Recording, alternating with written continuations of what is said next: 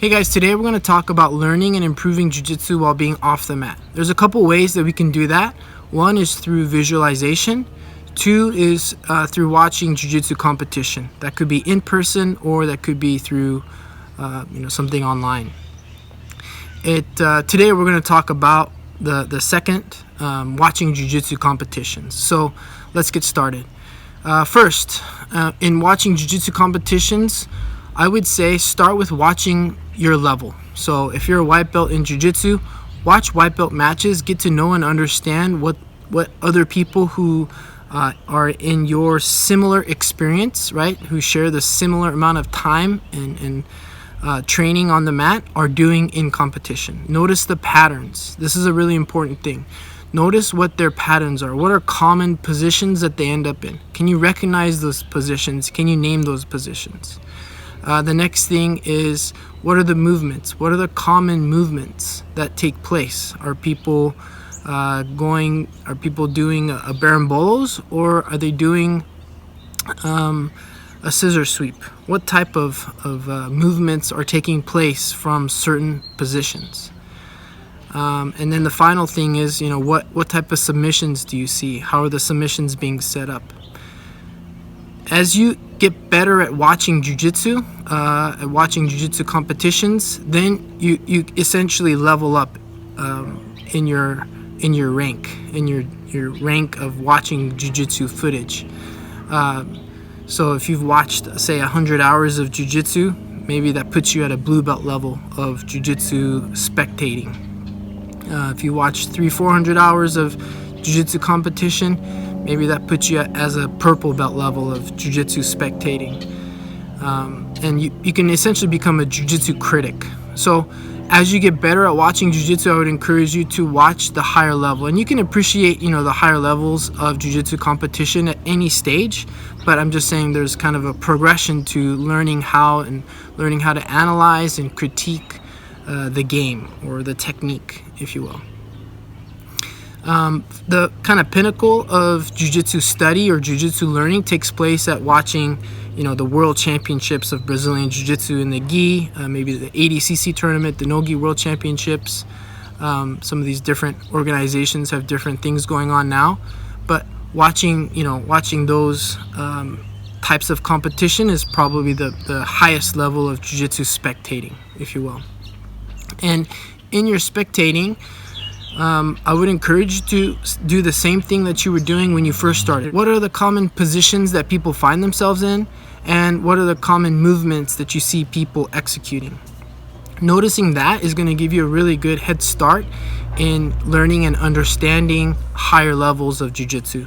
And then also kind of the counters, right? If you see someone countering a certain technique, that could be something to put into your pocket. Now, you should, after watching enough film, start to notice a trend, right? Not just watching the same person competing. Let's say I'm watching, competitor A, and I've watched 30 matches of theirs. You should definitely notice a trend, right? In their strategy. You should notice a trend in the use of their technique or the positions that they're trying to fight for and get to. Those are things that you should notice. But you should also notice other competitors using the same, if not similar, technique in execution. And that's a really important thing to notice as well. So I noticed competitor A, competitor B, and competitor C all in the same position, and they're using a similar movement, but there's some variations. What are the variations? Well, maybe their grips are different. Maybe their foot placement is a little bit different. Maybe one person's sitting up more and one person's leaning over to the left more. Maybe one person, it looks like they're going for the back from that position, and the other person is looking to get on top from that position. It's going to depend on what technique we're talking about. But so not just noticing competitor A or one single competitor and how they compete, but noticing how different competitors use the same technique or the same position in a similar or different way. And that's going to help you better understand the complexity of jiu-jitsu and maybe even simplify it. It takes a little while to get there, right? I said, there's kind of there's some tiers to watching and understanding jiu-jitsu. So looking at it that way can be a really good and kind of a fun way to study the game. In watching jiu-jitsu competitions, we can easily kind of fall into watching jiu-jitsu technique being broken down, and I think there's pros and cons to watching the technique being broken down. When we watch technique, we're looking at technique being used or practiced or shown with no chaos. So it's a very harmonious environment where, in theory, the person that you're showing the technique on is helping you execute the technique, if not, just being there as a body with very little resistance. Whereas in a competition, there's this chaos, this existing chaos. There's pressure. There's things that are unpredictable, maybe what the coach is saying or how the ref is doing. So there's a lot of variables that exist in a competition that and for the technique to still work, to still be effective under those circumstances, gives even more value to that technique. And then for it to be repeated in different matches against different competitors or in the same match multiple times, that's a really powerful thing. So I like to watch the competition footage just because you get that feel of things being executed under chaos. But there's an appropriate time to maybe slow things down and to look at the technique being taught, in a harmonious, safe environment, really broken down. There's other technique videos that are really cool, where they break down and analyze competition right on the spot by slowing it down or fast forwarding it. But then also somebody will maybe interject their technical breakdown before or after the technique being taught, and I think that's a neat way to study the game as well.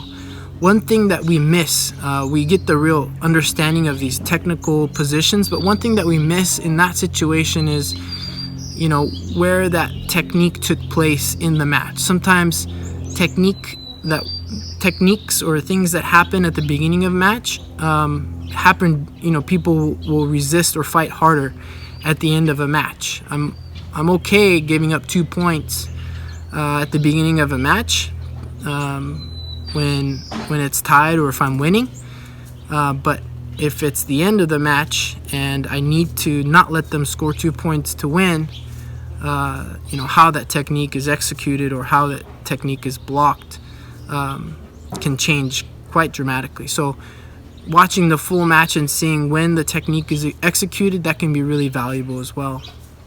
And I like to see that personally. Just to review what we talked about, if you're going to study jiu-jitsu and you can't get on the mat, a good way to do that is by watching jiu-jitsu competitions. Watch jiu-jitsu competitions, look for patterns. Look for patterns with the same athlete. How does this athlete A, maybe it's a very world famous athlete, how does this athlete use this technique over and over against different opponents under different circumstances? And then also, how do different athletes use the same technique in different ways or in similar ways, right? What are the differences and similarities that exist from one position with different athletes being executed? How does strategy influence the match, the outcome of a match? How does strategy make a difference? A little food for thought in talking about competition. It's not always the best athletes that win competitions. It's the athletes that compete the best that win. I'll say that again because it's kind of a tongue twister. It's not always the best athletes that win competitions. It's the athletes that compete the best. Those are the athletes that win. So, and that's true for really all sports and any arenas of competition. But what we're looking for is who competes the best, who competed the best in that video, right? If we're watching a video, who competed the best on that day, right? Maybe you think the other person should have won. In fact, they may be the favored to win. But in that match, if the person who was less favored to win won, why did that happen? It's usually because they found a way to compete the best. And that's an important kind of concept to also study and evaluate in watching jiu-jitsu, in watching just competitions in general. I hope it was helpful. See you guys on the mat.